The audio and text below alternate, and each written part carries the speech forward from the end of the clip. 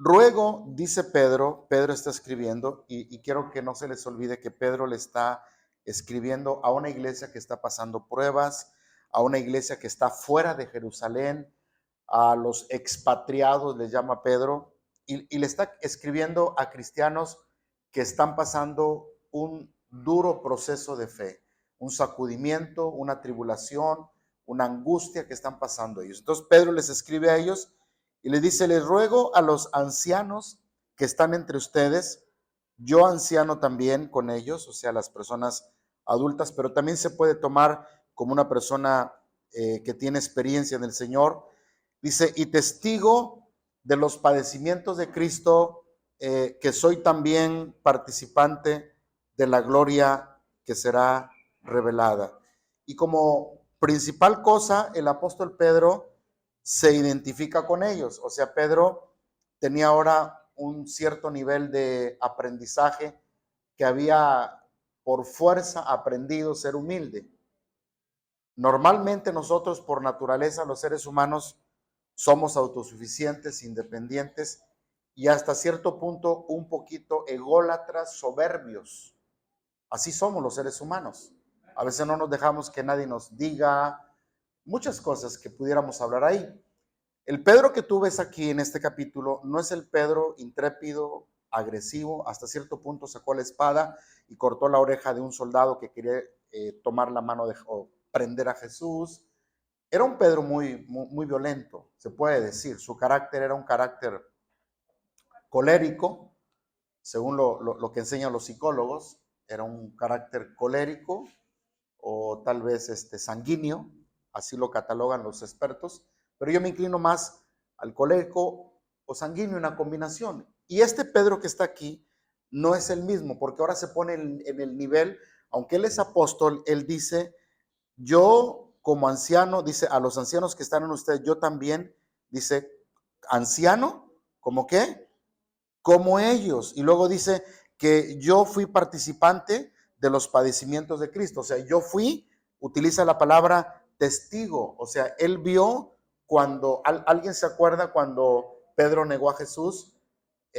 Dice la palabra que le preguntaron: oye, ¿hablas como él? Ni siquiera lo conozco. Oye, pero ¿te vistes como él? Pues me están confundiendo. Y por 5 razones Pedro tenía miedo de morir. Y Pedro negó a Jesús cuando lo estaban crucificando o cuando lo estaban golpeando, ¿no? Entonces, él fue testigo de los padecimientos de Cristo, ¿no? Estuvo en todo su ministerio, lo vio resucitar, lo vio comer después de resucitar, cosa sobrenatural. Porque Pedro supo que resucitó. Acuérdate que los que fueron a la tumba fueron Pedro, Juan y Pedro, los primeros que llegaron a la tumba. Así que Pedro vio cuando Jesús resucitó, Pedro vio cuando Jesús comió, Pedro vio cuando Tomás dudó del Señor y Tomás dijo: si eres tú, permíteme que yo vaya a tocar alguna parte de tu cuerpo. Y dice la Biblia que metió la mano en el costado de Jesús Tomás, y Tomás dijo: Señor, yo sé ahora que tú vives, perdóname, tú eres mi Señor y tú eres mi Rey. Amén. Entonces, el apóstol Pedro dice: yo soy testigo de los padecimientos de Cristo. ¿Quién dice amén? Y luego dice en ese mismo verso: y también soy participante de la gloria que será, revelada. ¿Cuál es esa gloria? Se puede entender de muchas maneras. Primero, hay que acordarnos de la transfiguración, cuando estuvo Pedro, Juan y Jacobo. En esa transfiguración, algo sobrenatural los envolvió, la gloria de Cristo, y ahí pudieron ver a Moisés y pudieron ver a Elías.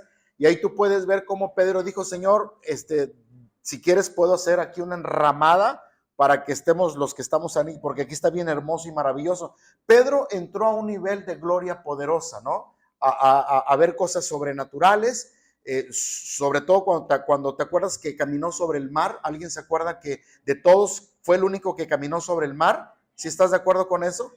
Entonces Pedro dice: yo estoy también participante de la gloria que será revelada. Amén. Entonces, esto nos enseña el poder de Cristo sobrenatural que Pedro pudo estar mirando. Y cuando Pedro negó a Jesús 3 veces, el Señor lo restaura después de resucitar 3 veces, porque 3 veces el Señor le pregunta, ¿Pedro me amas? ¿Pedro me amas?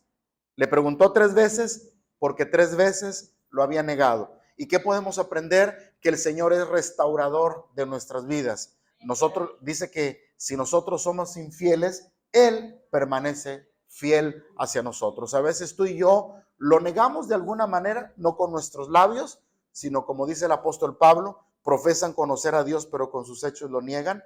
A veces negamos a Jesús en la manera en la que vivimos, en nuestro comportamiento, pero el Señor es bueno y el Señor nos restaura. El Pedro que está escribiendo esta carta es un Pedro completamente diferente, es un Pedro ungido, es un Pedro bendecido. Amén. Y después de que dice Pedro eso, nos vamos al segundo versículo, por favor. Y el Señor Jesús le empieza a dar una instrucción y le dice apacentar, o más bien Pedro escribe, apacentar la grey de Dios que está entre ustedes, cuidando de ella, no por fuerza, sino voluntariamente, no por ganancia deshonesta, sino con ánimo pronto. Me llama la atención lo que dice aquí la palabra, apacentar la grey de Dios. Cuando la Biblia utiliza la palabra grey, significa la iglesia, la congregación, ¿sí? Eso es lo que está Pedro diciendo. Entonces Pedro dice, la iglesia no es del pastor Jaime, la iglesia no es de una denominación, la iglesia no es de una persona, aunque hay pastores, y lo digo porque yo soy pastor, pobrecitos porque a veces se creen dueños de la iglesia, excomulgan a la gente, manipulan a la gente. Buenas noches. Son dictadores a veces, atemorizan a la gente. Si tú te vas de mi iglesia, te van a venir 10 demonios, te vas a morir. Yo he orado por gente que a mí me ha hablado. Pastor, ore por mí. Le digo, ¿por qué? Es que me empiezan a contar su historia. El pastor me dijo que si yo, pues, oye, los tenían desde las 7 de la mañana hasta las 12 de la noche como soldados mal pagados sirviendo ahí, todo un santo domingo, sin descanso, no podían comer. O sea, oye, nosotros tenemos que servir a Dios primero voluntariamente y tenemos que servir de corazón. ¿Sí me estás entendiendo? ¿Estás aquí? ¿Estás aquí o no estás aquí?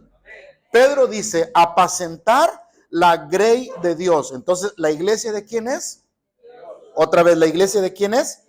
Es de Dios, no es de nadie, de nadie. ¿Por qué? Porque Él la compró con su sangre preciosa. Él, dice el apóstol Pedro, fuimos comprados no con oro, no con plata, sino con su sangre preciosa. Entonces debemos de tener cuidado también nosotros, porque Pedro dice, apacentar la grey de Dios que está entre ustedes. Y eso es un mensaje tanto para los que predicamos, los que enseñamos, o sea, es un consejo para usted también como iglesia de Cristo, porque a veces nosotros como iglesia también, muchas de las veces cometemos el error de hablar los unos de los otros, de murmurar, por ejemplo, los unos de los otros. Y no debemos de murmurar, ¿sí? De ninguna naturaleza.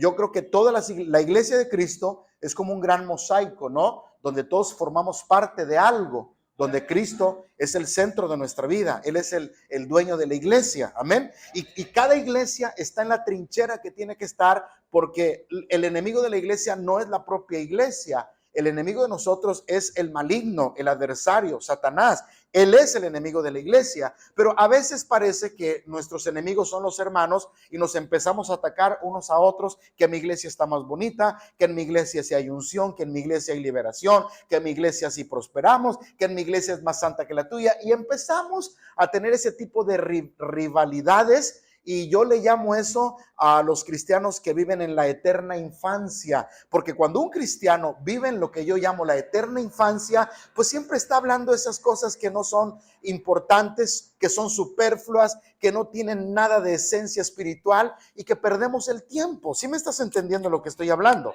¿Amén o no amén? Entonces, la iglesia es de Cristo, Cristo la compró con su sangre preciosa. Quiero que vayamos a ver 2 versículos que están en el libro de los Hechos, capítulo 20, versículo 28. Si lo tenemos, bueno, no tengo a nadie en la computadora, o si está en la computadora. Pues yo creo que ya se hizo invisible, pero bueno. Hechos 20, 28. Yo lo voy a leer. Hechos 20:28. Por tanto, mirar por vosotros, dice el apóstol, y por todo el rebaño que está, que todo el rebaño que en que el Espíritu Santo os ha puesto como obispos para apacentar la iglesia del Señor, la cual él ganó. ¿Cómo ganó? Con su propia sangre. Versículo 29, porque yo sé que después de mi partida, dijo el apóstol Pablo, entrarán en medio de ustedes. ¿Qué va a entrar a la iglesia?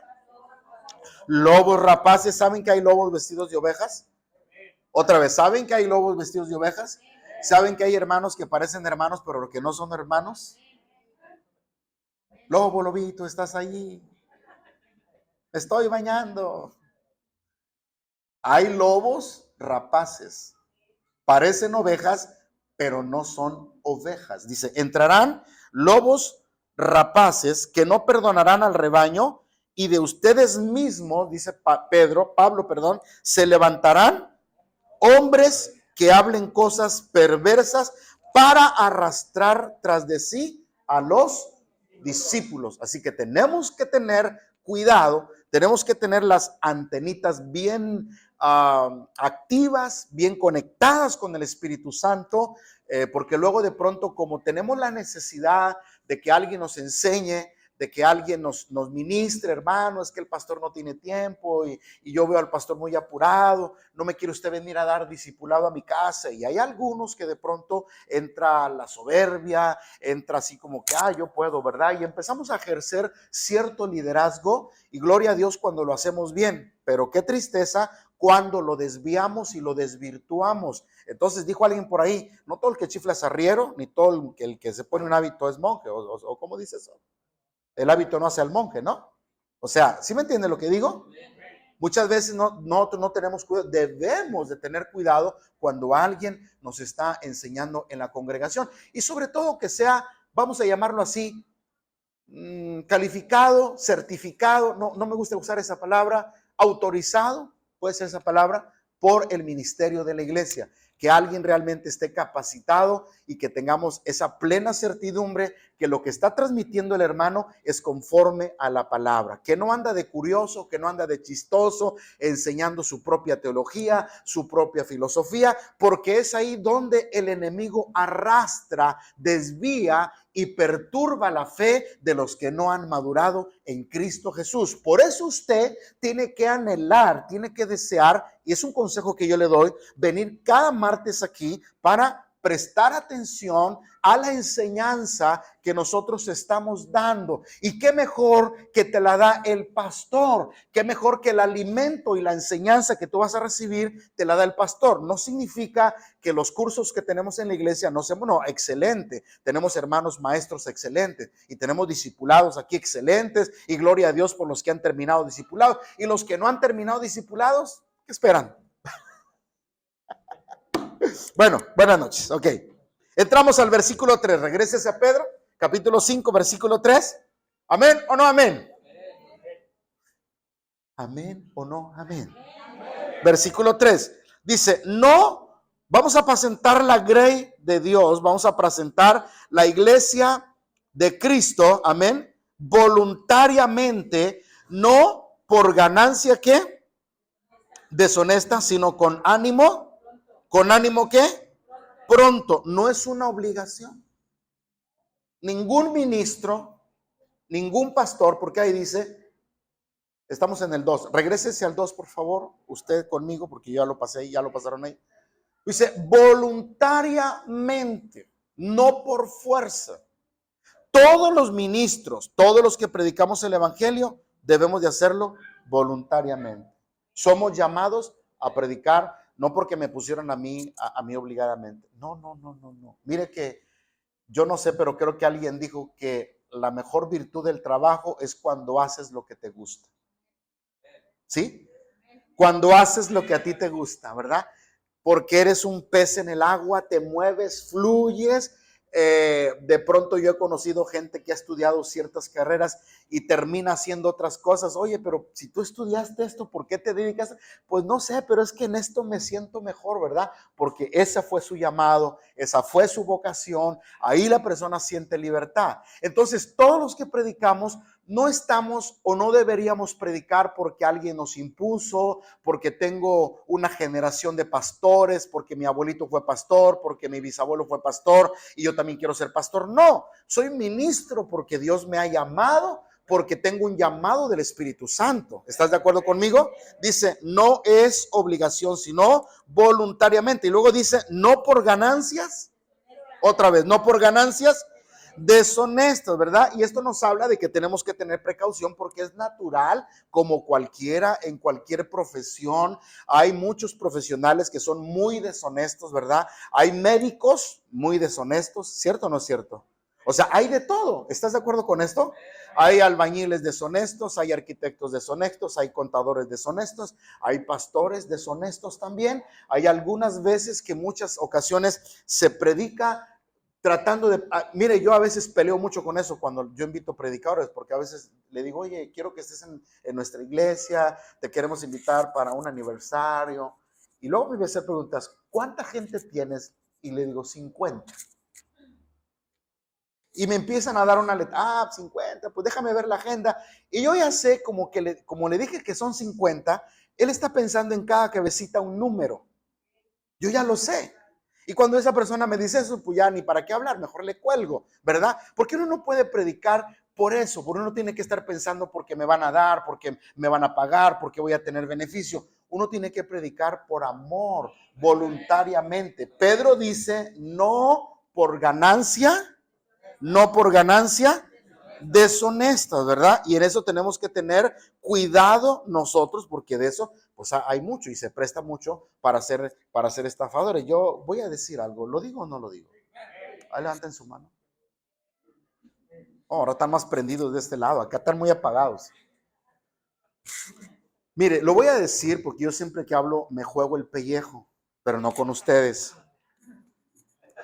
La iglesia Para de Sufrir es una buena y mala iglesia también. Porque la iglesia Para de Sufrir de esos brasileños que tú ya sabes, no le hace que me vean en el YouTube, a mí no me importa que me vean ahí, a mí no me importa eso, lo tengo que decir. Esa gente, hermanos, tiene cosas buenas y cosas malas.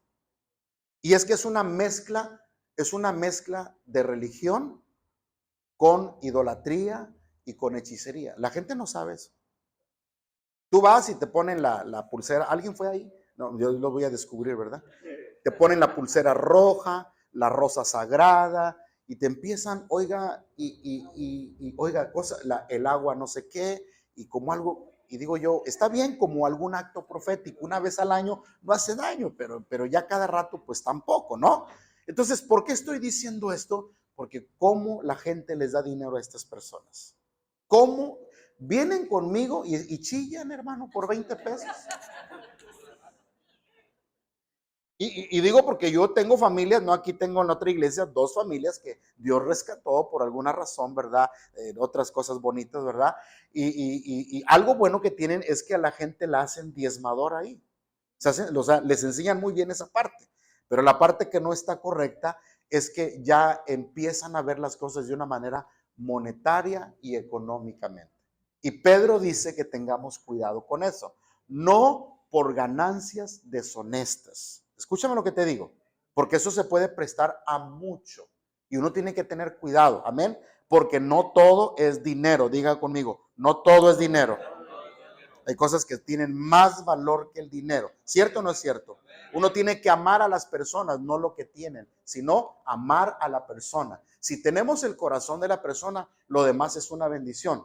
Porque lo demás es una consecuencia que va a fluir. El dar, el apoyar, el bendecir, el diezmar y el ofrendar y toda esa cosa es una consecuencia de un corazón agradecido y de un corazón generoso. Porque lo más importante es ganarse el corazón de la persona, no manipulando, no echando miedo, no echando aquí, a menos que Dios diga una cosa diferente, pero eso tampoco es del diario ni a cada rato. ¿Sí me estás entendiendo? Yo tengo personas, y se los voy a confesar, yo tengo personas y a veces es una tentación te lo digo como pastor y porque estoy en la radio y de pronto hay gente que me habla, me dice, literal me dice, pastor, dígame cuánto, quiero un milagro, dígame cuánto. Me han puesto un cheque en blanco, te lo digo, delante de Dios. Pastor, póngale el número que usted quiera, quiero un milagro. Y yo le dije, a mí no me haga eso, porque usted me compromete a mí. Y yo no quiero a usted, yo por emoción se lo digo y usted me da el dinero y si usted no recibe el milagro, ¿a dónde voy a quedar yo? Deje usted, estoy vituperando el nombre del Señor, estoy blasfemando también. Y sí me estás entendiendo. Y es una tentación. Oye, ¿te dan un cheque en blanco, hermano? ¿De verdad te lo digo?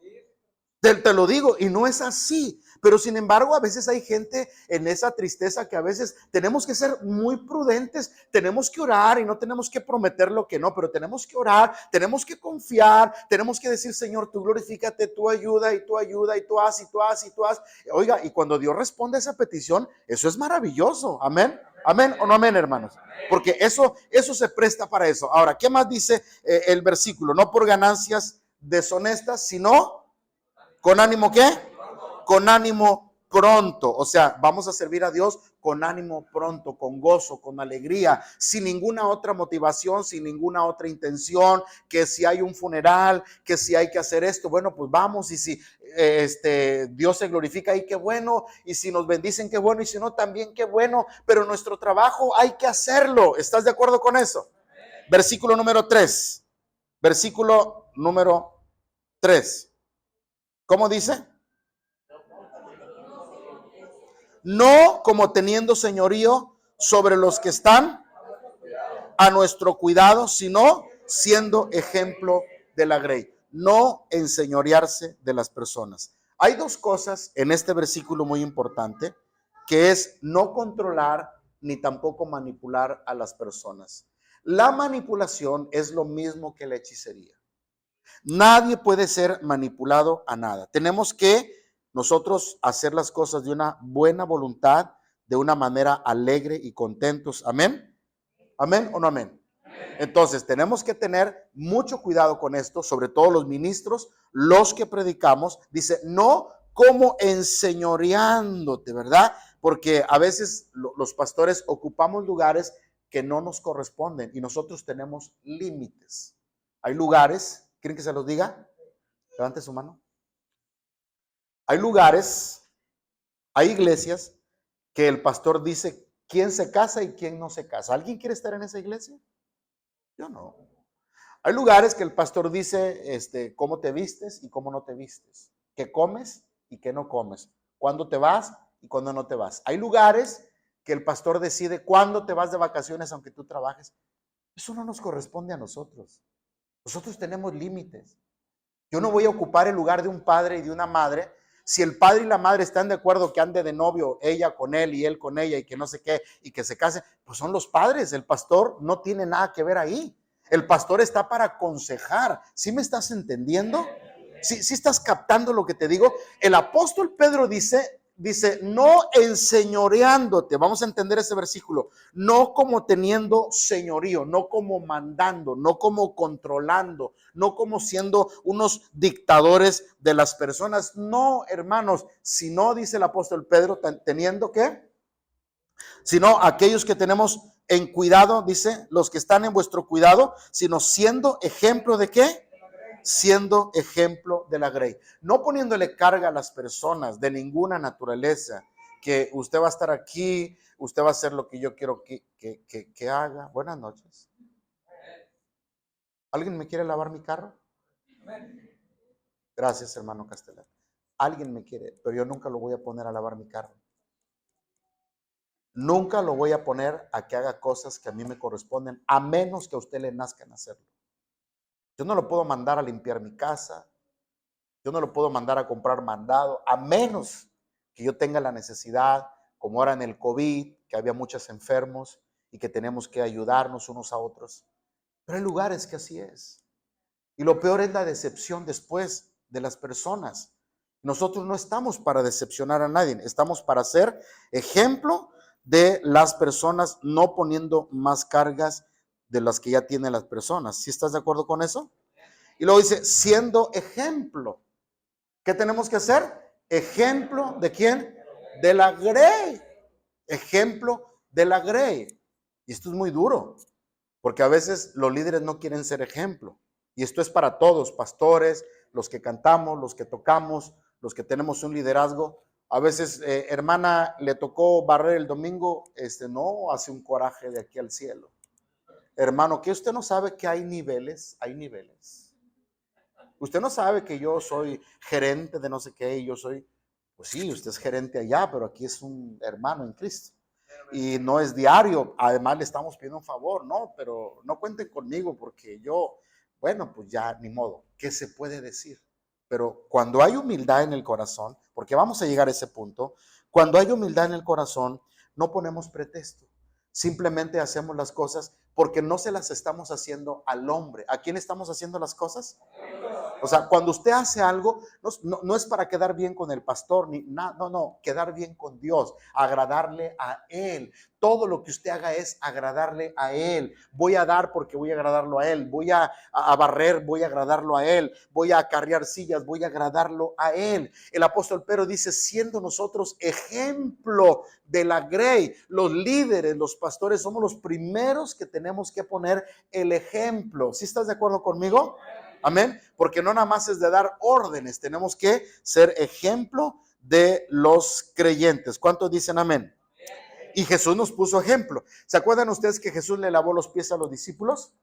¿Verdad? ¿Y qué dijo Pedro? Señor, ¿cómo me vas a lavar los pies si tú eres el que hace los milagros? Tú eres el Hijo de Dios, tú eres el que vino del Espíritu Santo. Y dijo Jesús, déjame lavarte los pies, Pedro, porque conviene por toda justicia que yo te lave los pies. Y Pedro sintió el toque del Espíritu y dijo, Señor, no me lave los pies, lávame todo. Dijo, no, tampoco todo, Pedro, no. No mal los pies, Pedro, no mal los pies, ¿verdad? Pero Pedro estaba siendo tocado por Dios. Imagínense usted al Señor lavar los pies a los discípulos. Voy a decir algo, ¿estás aquí conmigo? Porque hay lugares, aquí está mi esposa, qué bueno que está aquí, porque me contengo más. No es cierto. Hay lugares que a los pastores los hacen intocables, tú no te puedes acercar a él porque parece Dios. Es que quiero hablar con el pastor. No, con él no. ¿Qué quiere con él? Aquí estoy. Y ahí está el gendarme. Dígame a mí. Pues el pastor es hombre igual que tú y yo. Hay lugares donde el pastor nunca habla contigo. Nunca habla. Perdóname que te lo diga. Nunca habla contigo. Nunca. Ni siquiera te saluda. ¿Por qué? ¿Por qué está hablando eso, pastor?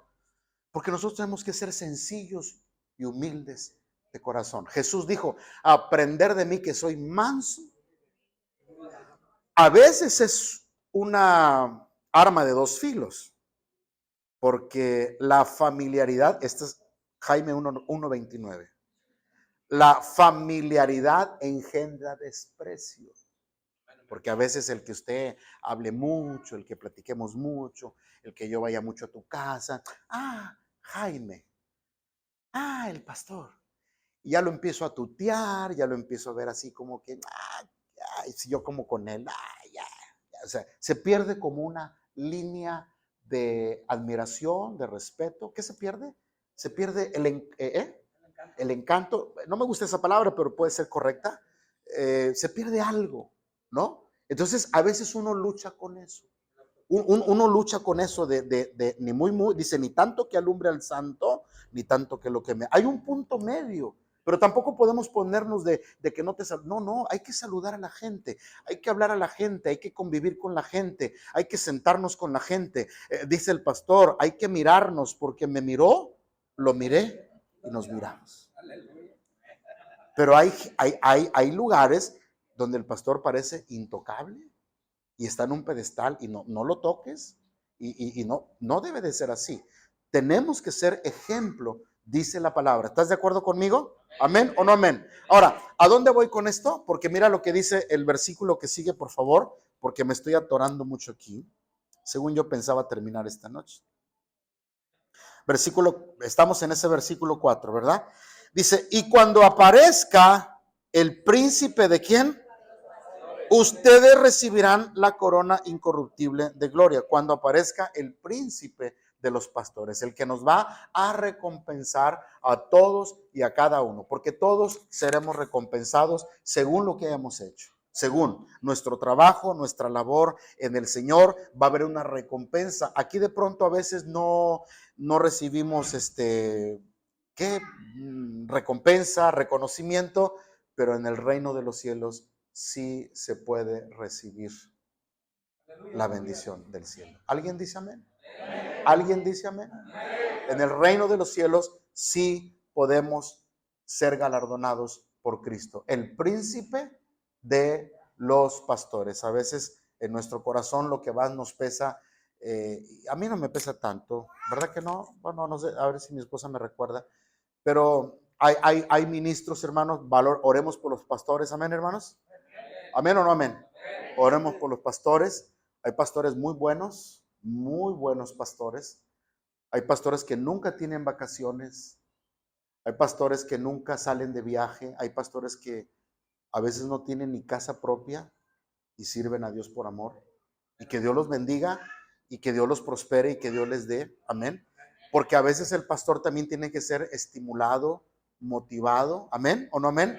De pronto cuando alguien se acerca y dice, pastor, estoy orando por usted. Oye, uno se siente así como que, ay, gloria a Dios. ¿Y por qué está orando? No, pues es que el Señor me lo... qué bueno, siga orando por mí. Uno de pronto también necesita un poquito ahí la motivación de las ovejas. ¿Cierto o no es cierto, no?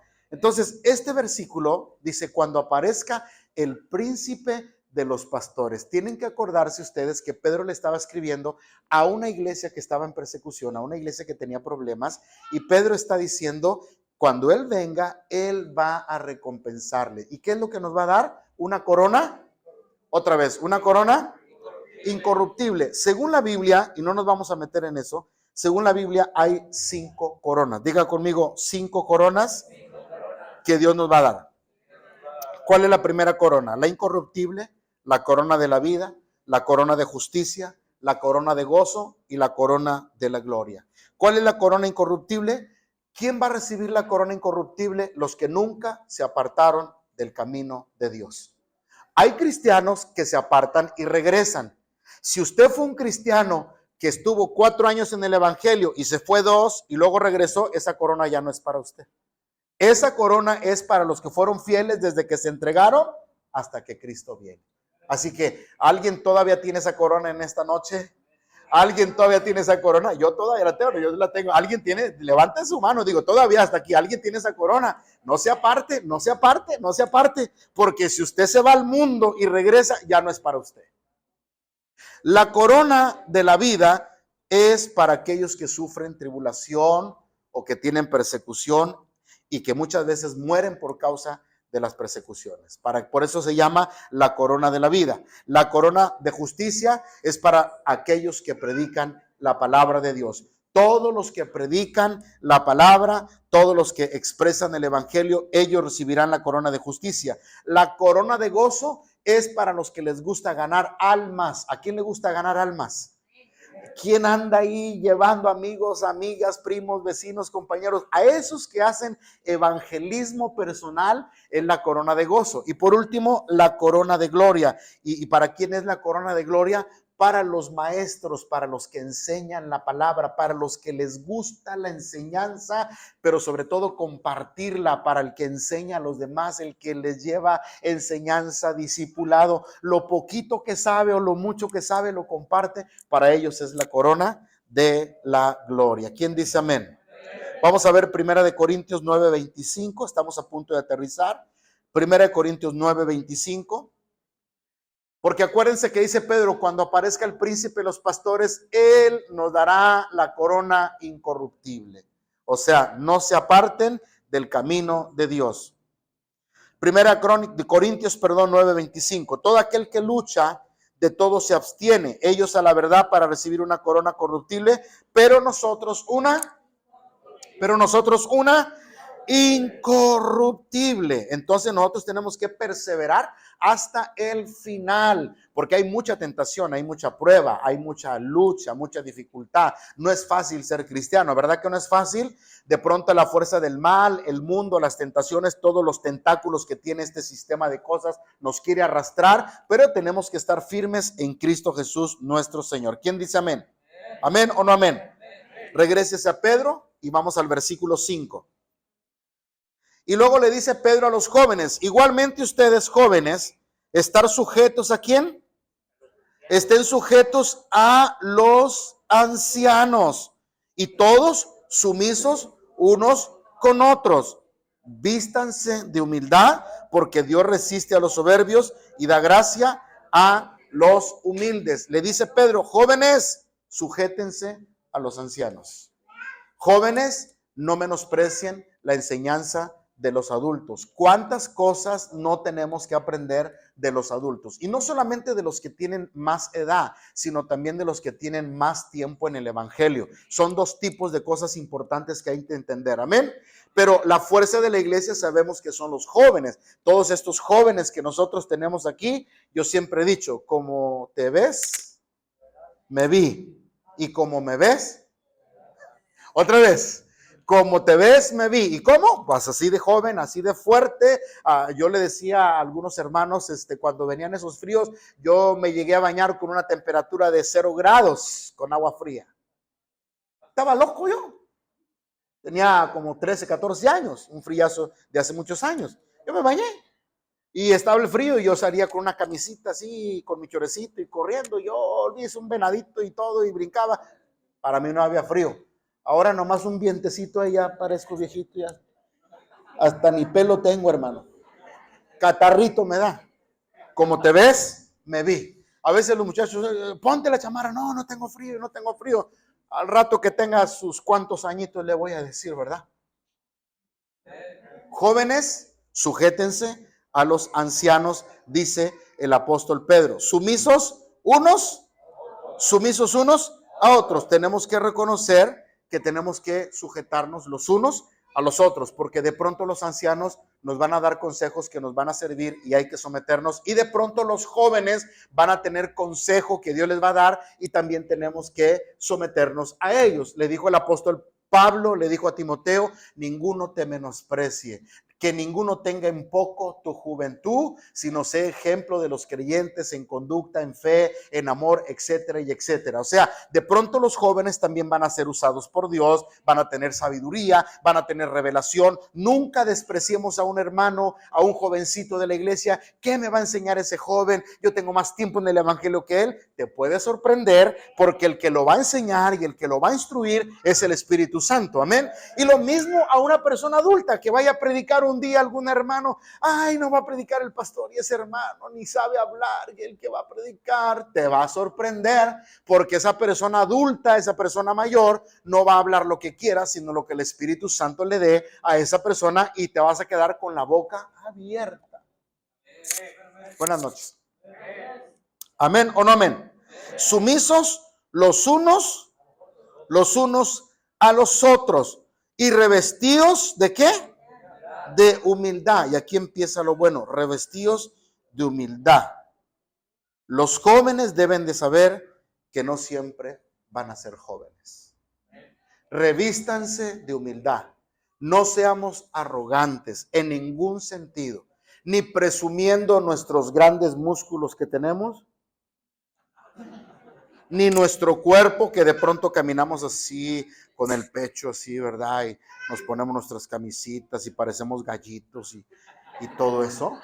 No, escúchame lo que te digo, los jóvenes no siempre van a estar así, ¿o sí? No, mire mi cabello, parece que tiene jabón encima. Parece árbol de Navidad. ¿Usted cree que yo tenía el cabello así, hermano? No. Yo lo tenía negro como el de un cuervo. Negro. Chulo. No, yo no dije eso. Yo no estaba así. Yo estaba, usted me ve ahora un poco moreno, pero yo estaba blanquito. ¿Usted por qué cree que mi esposa se enamoró de mí? Yo paraba el tráfico, hermanos. Yo estaba mejor que Luis Miguel. De verdad, les voy a enseñar mis fotografías. Usted me ve ahora todo feo, canoso y bigotón. Usted me viera a mí. No, hombre, usted, nada más al verme, usted si tuviera hija, se hubiera casado con mi hija el pastor. Qué orgulloso el pastor, ¿verdad? No. Los jóvenes, todos tenemos que aprender a ser humildes y los adultos tenemos que aprender a ser humildes también. Revístanse de humildad. Revestirnos de humildad. Quiere decir que si ya soy humilde, trataré de ser más humilde posible que sea. ¿Alguien me está entendiendo lo que estoy hablando? ¿Amén o no amén? ¿Por qué? Porque dice Pedro, porque Dios resiste a los ¿qué? Entonces, ¿usted quiere estar bajo la gracia o bajo la resistencia? Otra vez, ¿quiere estar bajo la gracia o bajo la resistencia?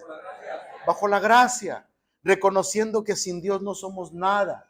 Dijo el apóstol Pablo, el que sepa algo, hágase como que no sabe nada, mis amados hermanos. Amén. De pronto usted a veces siente que todo lo sabe, pero uno siempre puede aprender de alguien. De pronto creemos que somos autosuficientes y que no vamos a querer del favor de nadie o no lo vamos a necesitar. Y a veces de quien menos esperamos es la persona que más nos va a ayudar a nosotros en el camino. Así que como dice un dicho muy popular, nunca digas de esa agua no beberé, porque cuando más sed tengas es el agua que tú vas a beber. ¿Sí me estás entendiendo lo que estoy hablando? Entonces Pedro dice, revístanse de humildad porque Dios resiste a los que, a los soberbios y da gracia a quién. ¿Da gracia a quién? Le voy a volver a preguntar. Entonces, ¿usted quiere estar bajo la gracia o bajo la resistencia? Bajo la gracia, porque es mejor hallar gracia ante la presencia de Dios. Es mejor ser favorecidos por Dios. Es mejor entrar al trono de la gracia de Dios por su misericordia. Amén, hermanos. No porque seamos justos, no porque seamos buenos, sino por la misericordia de nuestro Dios. ¿Alguien dice amén? ¿Y saben de dónde viene la soberbia? De Satanás, del maligno, de quien se rebeló en el trono de Dios, del que quiso ser más que Dios, del que quiso poner un trono, del que quiso ser Dios en el mismo seno de Dios. Y desde allá fue arrojado, desde el cielo. ¿Sí me estás entendiendo? Desde el cielo fue arrojado. O sea, el padre de toda la soberbia y el padre de la mentira, ¿quién es? Otra vez, ¿el padre de la mentira quién es?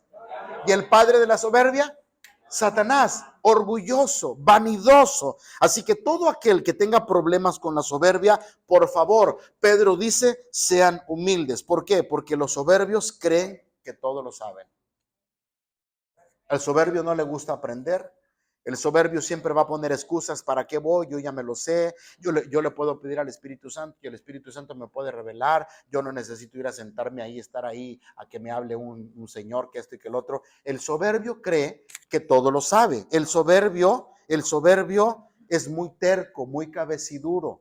El soberbio es aferrado a sus propias ideas, aunque esté equivocado. Todo el mundo podrá tener la razón, pero él todo el mundo podrá estar equivocado, pero él cree tener la razón. ¿Sí me estás entendiendo?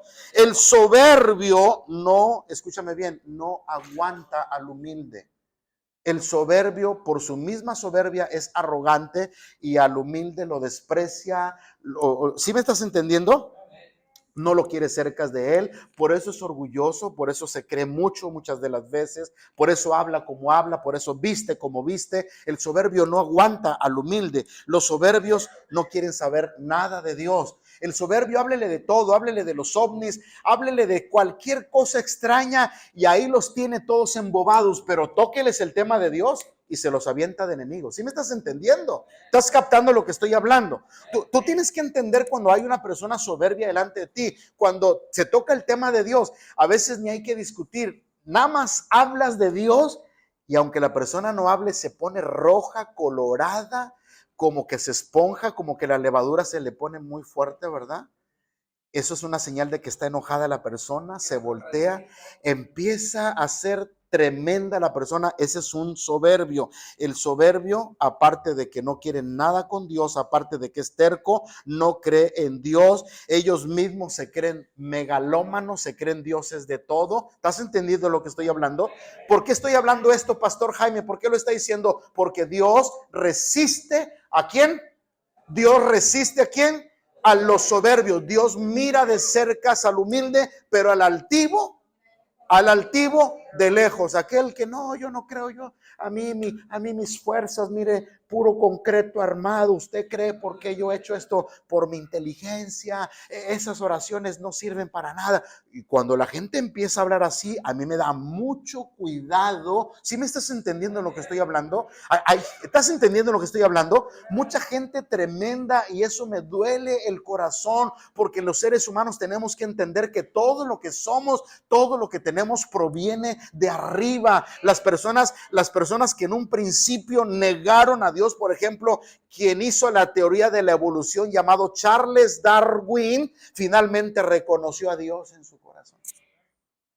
Al final, ya cuando se estaba muriendo, véanlo en la historia y búsquenlo en el internet, y ustedes se van a dar cuenta ahí que al final Charles Darwin, él reconoce en sus últimas palabras, reconoce a Dios en su vida. Al último. Todas las personas más arrogantes que hubo en la historia finalmente reconocieron a Dios. El faraón reconoció a Dios. El apóstol Pablo, que también se creía la última coca del desierto, ¿reconoció a Cristo o no reconoció a Cristo? No hay mejor cosa que reconocer a Dios en nuestra vida, mis amados hermanos, y caminar con humildad y los pies de plomo sobre la tierra. ¿Amén o no amén, iglesia? Porque esto es lo más maravilloso. Y mira lo que dice Pedro: Dios resiste ¿a quién? Dios resiste ¿a quién? A los soberbios. ¿Alguien se acuerda de Nabucodonosor cuando se creía el dueño del mundo? Un rey que se durmió rey y se levantó buey.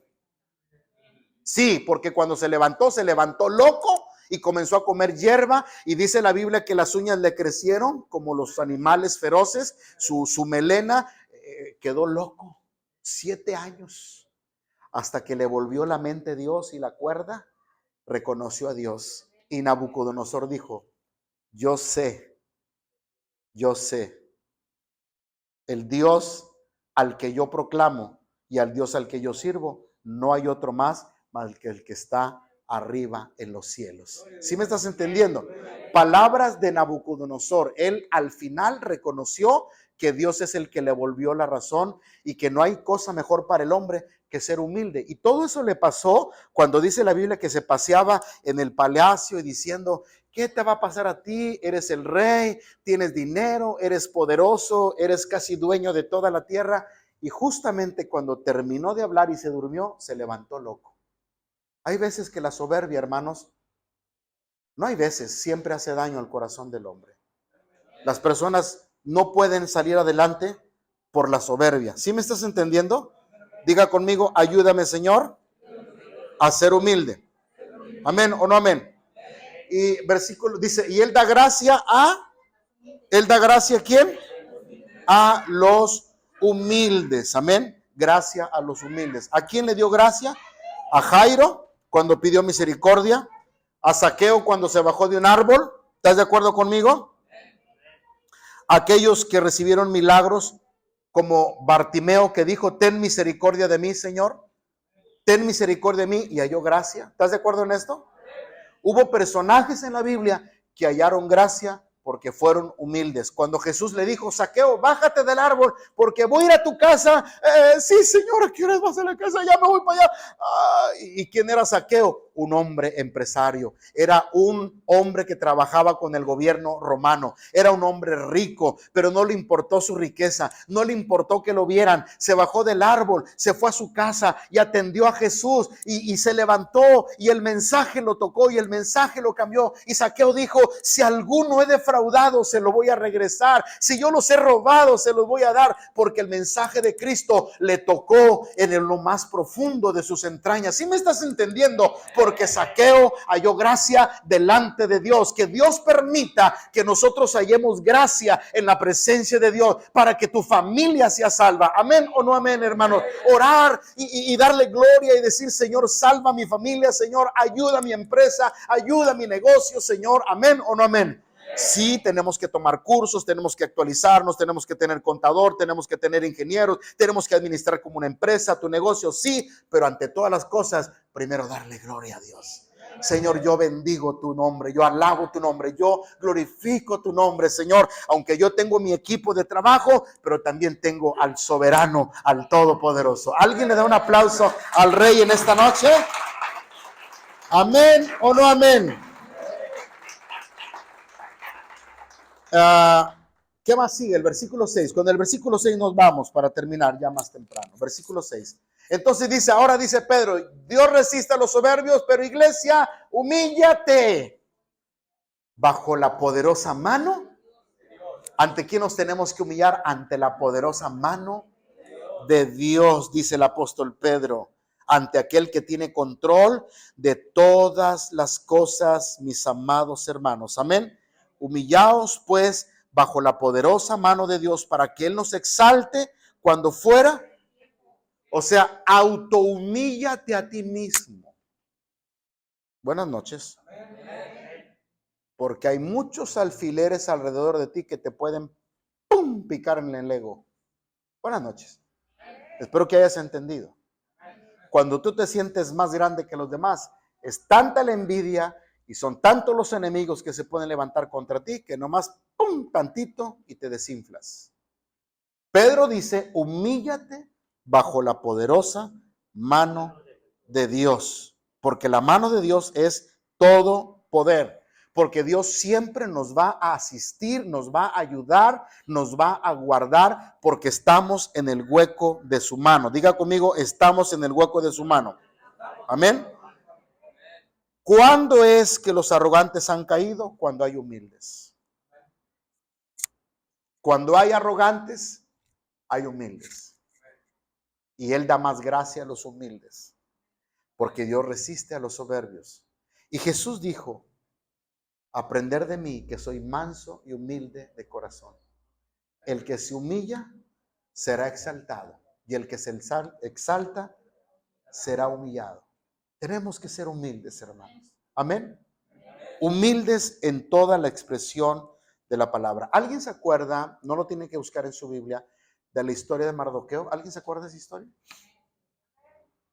¿Cómo va la historia, Enrique? ¿Me puedes ilustrar? ¿No? ¿Cómo va?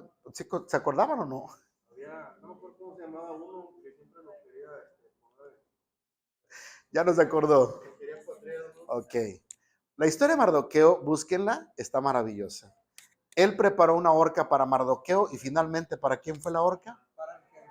Para el que la hizo. Y Amán se llamaba. Y entonces el rey, cuando descubre todo lo que estaba planeando en contra de él, el golpe de estado y todo, porque Mardoqueo le dijo al rey, esto es lo que va a pasar. Me van a matar a mí, pero no importa, la verdad es esta. Y Dios no dejó dormir al rey durante la noche. Y durante la noche el rey se levanta y estudia los libros y la historia y se da cuenta que Mardoqueo no era lo que decía Amán. Y finalmente descubre el rey todo lo que estaba en contra de él y le manda a hablar a Amán y le dice, oye, ¿qué le harías a una persona que le salva la vida a su rey? Oh, no, pues yo mandaría a traer un caballo y lo pondría para que todo el pueblo lo reconociera y le dé fanfarrias a él. Bueno, quiero que traigas un caballo, subas a Mardoqueo y te grites por toda la ciudad, porque Mardoqueo ha salvado mi pellejo. Y la horca fue para él. ¿Quién se humilló? Mardoqueo. ¿Quién se ensalzó? Amán. Nos conviene humillarnos. Nos conviene reconocer a Dios. Si tienes el trabajo, es porque Dios te lo ha dado. Es que a mí no me dio COVID. Gloria a Dios. Gloria, pero no seas arrogante. No, es que yo me estaba tomando clorofila todos los días. Yo me tomaba mi energético. Es que yo esto, es que yo lo otro. No, porque justamente cuando estás diciendo esto, al otro día, pastor, ore por mí porque... No seamos arrogantes, seamos humildes de corazón. Amén. Amén o no amén. Y entonces dice, humíllate bajo la poderosa mano de Dios para que Él nos exalte cuando sea ¿qué? Cuando sea ¿qué? Cuando sea el tiempo. ¿Cuándo exaltó Dios a Mardoqueo? En el tiempo preciso. A veces se va a tardar el asunto, a veces el asunto no va a estar en el momento en que quieramos porque nos vamos a desesperar. Señor, ¿cuándo? Ya no aguanto a mi compañerito de trabajo. Ay, me hace ver mi suerte, Padre. Me pone en evidencia, me esconde el lonche, Padre. Me pidió prestado y no me pagó, Padre. ¿Cuándo? Y Dios, cuando sea necesario, lo va a poner debajo de tus pies. Y no debajo de tus pies, sino que simplemente lo va a poner a reconocer que tú eres un hombre o eres una mujer de Dios que le sirves al Señor. Por eso, la gente que hable de ti, quien sea, entrégaselos a Dios. El vecino, quien diga algo contra ti, entrégaselo a Dios. Los compañeros de trabajo, entrégaselos a Dios. Recuerda lo que dice la Biblia: ascuas de fuego amontona sobre su cabeza y vence el mal con el bien, para que Él nos exalte cuando sea necesario. ¿Sí me estás entendiendo? De pronto aquella persona que habló de ti y despotricó, hizo y deshizo contigo, al rato finalmente reconoce su error, te pide perdón y se pone a merced y está contigo, porque eso es lo que hace Dios. Amén. Vuelve a sus enemigos a estar en paz contigo. Esa es promesa de Dios. La Biblia dice que cuando los caminos del hombre le son agradables al Señor,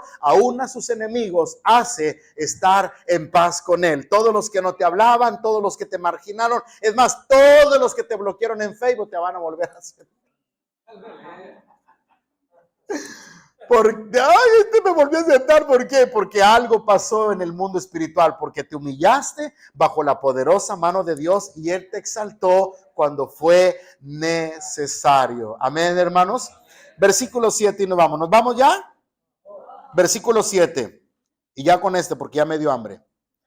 Versículo 7. Echando toda nuestra ansiedad. ¿Sobre quién? Sobre Él, porque Él tiene cuidado.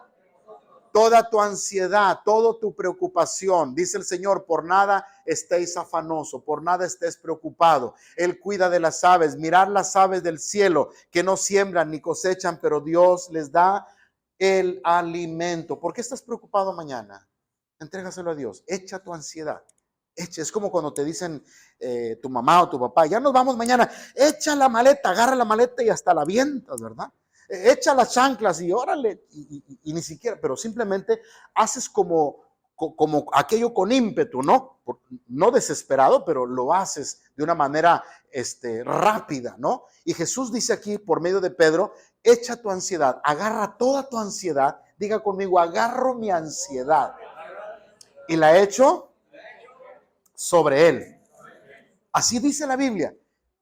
Pon sobre el Señor tu carga, confía en Él y Él hará.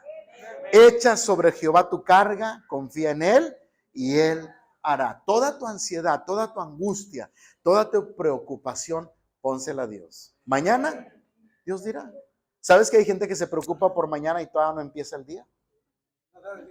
No sabe.